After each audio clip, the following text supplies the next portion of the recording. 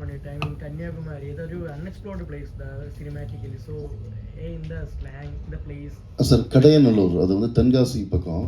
அதாவது Tenkasi, Aryankavu, Thenmala, Kulathupuzha, திருவன்றம் airport. So அந்த hills வழியாக வரக்கூடிய ஒரு பார்டர் பக்கத்தில் இருக்கக்கூடிய ஒரு ஊர் அது. இந்த படத்தோட ரைட்டர் விஎஸ் முகமது அமீன் வந்து அவர் என்னுடைய ரொம்ப நாள் ஃப்ரெண்டு. அவருடைய ஒரு ஷார்ட் ஸ்டோரி வந்து அவரோட கலெக்ஷனில் இருக்கக்கூடிய நெய்தல் அப்படிங்கிற ஒரு ஷார்ட் ஸ்டோரி படித்து எனக்கு வந்து முஸ்லீம்ஸ் வந்து இந்த ஹேண்ட்லூமில் இருப்பாங்க, வேவிங்கில் இருப்பாங்கிறது எனக்கு ரொம்ப இன்ஸ்பயர் ஆச்சு. ஒரு பெரிய ஸ்பார்க்காக இருந்ததுனால அவருடைய ஊர் எனக்கு பக்கத்து ஊர். அப்புறமா எனக்குமே கடையநல்லூர்லேருந்து 6 கிலோமீட்டர்ஸ் ஊர் தான் என்னோடய நேட்டிவ்மே வந்து. ஸோ எங்களோட சொந்த ஊருங்கிறதுனால கொஞ்சம் அந்த லைஃப் இன்னும் கொஞ்சம் பச்சையாக வரும் வந்து அப்படின்லாம் எடுத்துக்கிட்டோம். அப்புறம் கன்னியாகுமரி, திருநெல்வேலி, நார்த்து தமிழ்நாடு இதெல்லாம் நிறைய படங்களில் வந்திருக்கு.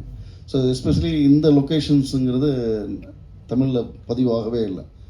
வெரி ஃபஸ்ட் டைம் நாங்கள் தான் வந்து உள்ள அந்த ஊருக்குள்ளே கேமரா எடுத்துகிட்டு போயிருக்கிறோம். ஸோ அது ரொம்ப ரொம்ப இன்னும் சொல்ல போனால் ரொம்ப கன்ஸ்ட்ரக்டிவான ஒரு முஸ்லீம் ஒரு ஊர் இது வந்து. ஸோ நாங்கள் அந்த ஊருக்குள்ளே கேமரா எடுத்துகிட்டு போகிறது அப்படின்னா பெட்போர்டு வண்டி உள்ளே போக முடியாது. ஸோ ஒரு 3 கிலோமீட்டர்ஸ்க்கு அவையில் வந்து நாங்கள் வண்டி எல்லாமே நிப்பாட்டிட்டு ஒரு சின்னதான ஒரு குட்டி யானை மாதிரியான வண்டிகளில் எக்யூப்மெண்ட்ஸ் உள்ளே எடுத்துகிட்டு போவோம் வந்து. ஸோ எல்லா தெருவுலையுமே வந்து ஒரு 4-5 மாஸ்க்கு பள்ளி இருக்கும் வந்து. ஸோ 5 டைம்ஸ் ப்ரேயர் இருக்கிறதுனால எங்களுக்கு வந்து ரெகுலராக மற்ற படங்கள் மாதிரி ஷூட் பண்ண முடியாது. ஸோ எல்லா டைமும் வந்து மற்ற படங்களுக்கு எல்லாருக்குமே ஒரு வாட்டி பிரேக்னால் நாங்கள் 5 டைம்ஸ் பிரேக் பண்ணி தான் நாங்கள் ஷூட் பண்ணுவோம் வந்து. ஸோ ஸ்லாங்குங்கிறது வந்து எஸ்பெஷலி இந்த ஸ்லாங்குமே தமிழில் இது வரைக்கும் இப்போ வரல. ஸோ அதனால் நம்ம ஸ்லாங் பண்ணணும்னு கொண்டு வந்தோம்.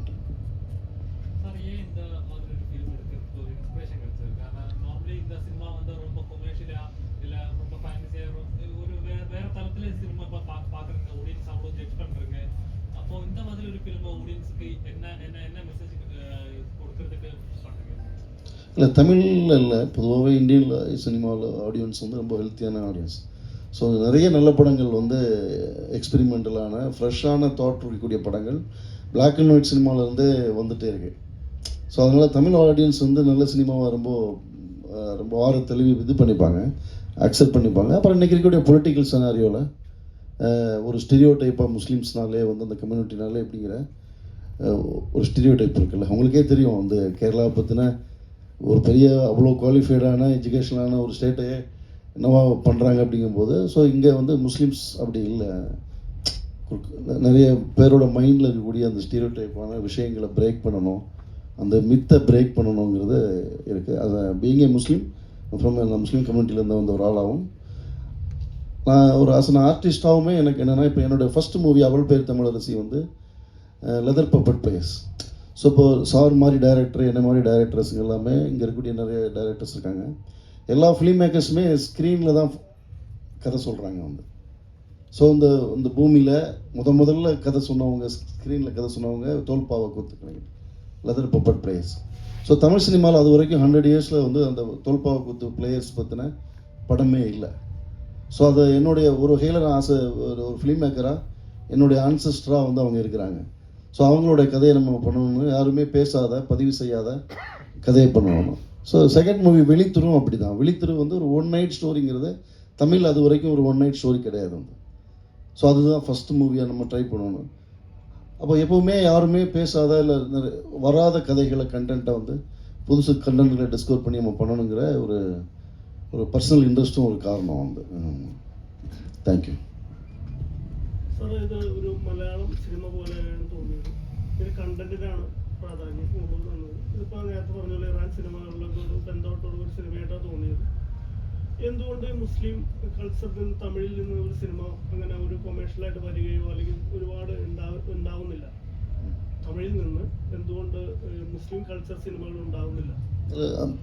அதுக்கு நிறைய ரீசன்ஸ் இருக்குது. அதில் மெயின் ரீசன் என்னென்னா, மலையாளம் சினிமாவுக்கு இருக்க மாதிரியான ஒரு முஸ்லீம் சினிமாவுக்கான மார்க்கெட் தமிழில் கிடையாது. அது ரொம்ப முக்கியம். அதுக்கு இப்படி ஒரு படம் ஏற்கனவே ட்ரை பண்ணப்பட்டு அந்த படம் சக்ஸஸ் ஆகி அது கமர்ஷியலாக மாறி இருந்தால் நிறைய படங்கள் வரும் ஒன்று. ரெண்டாவது ப்ரொடியூசர்ஸாக, டெக்னீஷியன்ஸாக இப்போ வந்து இங்கேருந்து வர்றவங்க மாதிரி தமிழ்நாட்டில் அவ்வளோ அந்த கம்யூனிட்டி பேக்ரவுண்ட் வரவங்க ரொம்ப கம்மி தான் வந்து. ஸோ அதுதான் வந்து ഇത് 3 ടൈപ്പ് ക്യാരക്ടർ ചെയ്തിട്ടുണ്ടായിരുന്നു. മറ്റേ ടെറിഷൽ ഭാഗം അത് എന്തുകൊണ്ട് അദ്ദേഹം തന്നെ 3 ടൈപ്പ്, അതായത് യങ്, പിന്നെ അതുപോലെ ചെയ്ത എന്തോ അദ്ദേഹത്തിന് ട്രൈ ചെയ്ത എന്താ വേറെ ആർട്ടിസ്റ്റിനെ നമുക്ക് അങ്ങനെ ആക്കാമായിരുന്നല്ലോ. യങ് ആണ്.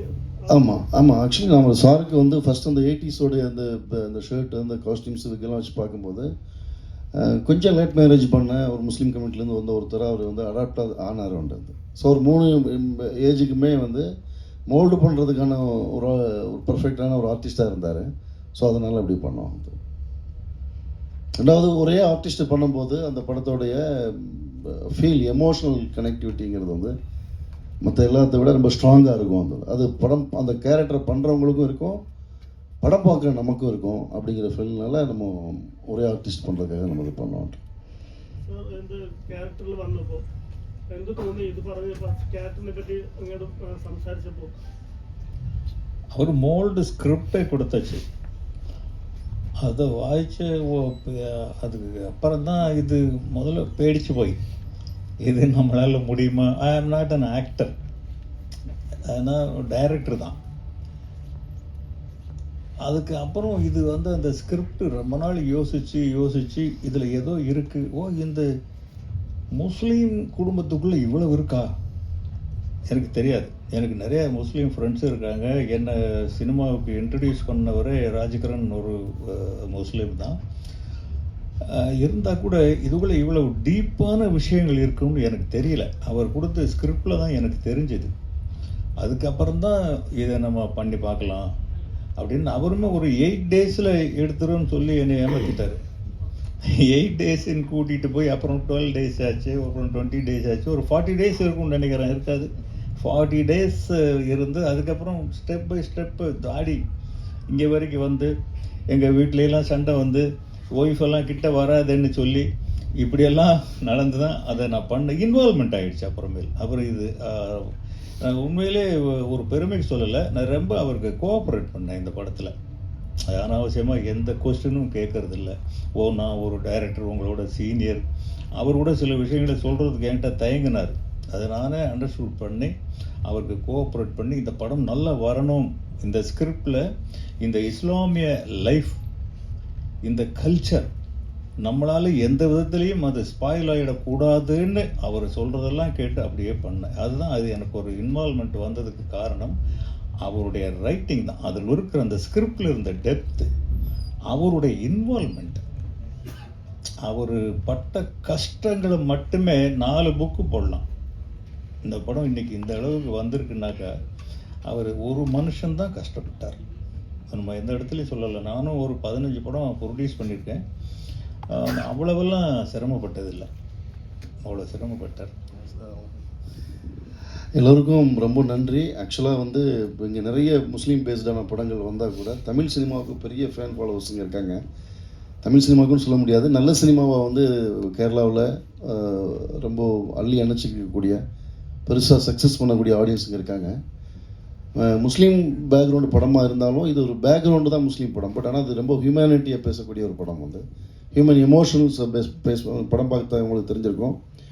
இருந்தாலும் வந்து தமிழ் முஸ்லீம் லைஃபுங்கிறது வந்து நீங்கள் பார்க்காத ஒரு லைஃப் ஸ்டைல், பார்க்காத ஒரு புது எக்ஸ்பீரியன்ஸாக இந்த படம் இருக்கும். டெஃபினெட்லி இந்த படத்தை எல்லோரும் தேட்டருக்கு வந்து பார்த்து சக்ஸஸ் பண்ணணும். இன்றைக்கி இந்த காலகட்டத்தில் ஹபீபி மாதிரியான படங்கள் எல்லா ரீதியிலையுமே ரொம்ப தேவைப்படக்கூடிய ஒரு காலகட்டமாக இருக்குது. எல்லோரும் சப்போர்ட் பண்ணணும்.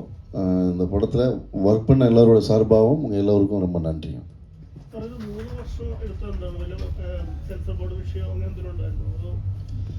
ஆக்சுவலி இந்த ஆர்டிஸ்டோடைய அந்த ஃபிசிக்கல் டிரான்ஸ்மிஷனுக்காக வெயிட் பண்ணி பண்ணோம். அது ஒன்று. சென்சார் வந்து இல்லை, ஆக்சுவலி இப்போ ரீசெண்ட் டைம் படத்துக்கு யூ கொடுத்துருந்தாங்க. யூ கொடுத்து நோ கட்ஸ் நோ கரெக்ஷன்ஸ் சொல்லி சென்சார் வந்து நாங்கள் பப்ளிஷ் பண்ணி நாங்கள் வந்து அனௌன்ஸ் பண்ணிட்டோம். வந்து ஸோ பக்ரீத்துக்கு அந்த படம் வர்றதுக்கான பிளான் அப்படி தான் இருந்தது. Last பக்ரீத்துக்கு 28th.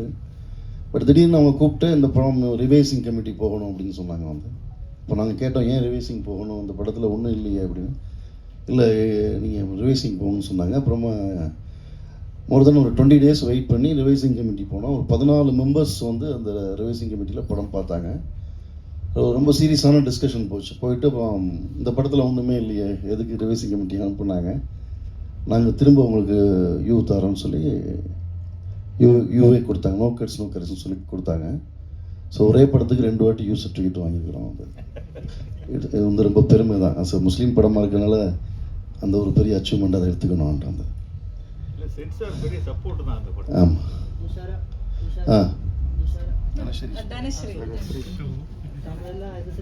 തമിഴ് ആദ്യ ഫിലിം. സെറ്റിൽ വെച്ച് തമിഴ് സംസാരിക്കാനായിട്ട് ഡയലോഗുകൾ പറയാനായിട്ട് എന്തെങ്കിലും ബുദ്ധിമുട്ടുണ്ടായിരുന്നു? ഇല്ല, അങ്ങനെ ബുദ്ധിമുട്ട് തോന്നിയില്ല. കാരണം ഞാൻ ഹയർ സ്റ്റഡീസ് ചെയ്ത് ചെന്നൈയിലായിരുന്നു. സോ എനിക്ക് അതിൻ്റെ ഒരു ഡിഫിക്കൽട്ടി തോന്നിയില്ല. പിന്നെ ഡയലോഗ്സ് എല്ലാം പ്രിപ്പയർ ചെയ്താൽ പോയത്. സോ തമിഴ് ക്യാച്ച് ചെയ്യായിരുന്നു, കുഴപ്പമുണ്ടായിരുന്നില്ല. പത്തനാറിൽ എങ്ങനെയാണ്? തെലുങ്കാണോ തമിഴാണോ സംസാരിക്കുന്നത്? മലയാളം. അതെ, മലയാളമാണ്. Okay, thank you. Rajesh sir എന്തെങ്കിലും